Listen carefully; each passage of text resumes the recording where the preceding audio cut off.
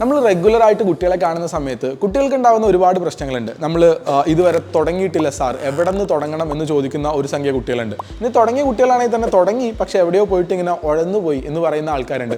അപ്പോൾ അവർക്കൊക്കെ പഠിക്കാൻ തുടങ്ങുമ്പം ഏറ്റവും ആദ്യം എവിടെ നിന്ന് തുടങ്ങണം, എങ്ങനെ തുടങ്ങണം എന്നുള്ള ഒരു ഗൈഡൻസ് കൊടുക്കുക എന്നുള്ള ഉദ്ദേശത്തിലാണ് നമ്മൾ HYQ എന്ന് പറയുന്ന നമ്മുടെ സീരീസ് പ്രിപ്പയർ ചെയ്തിട്ടുള്ളത്.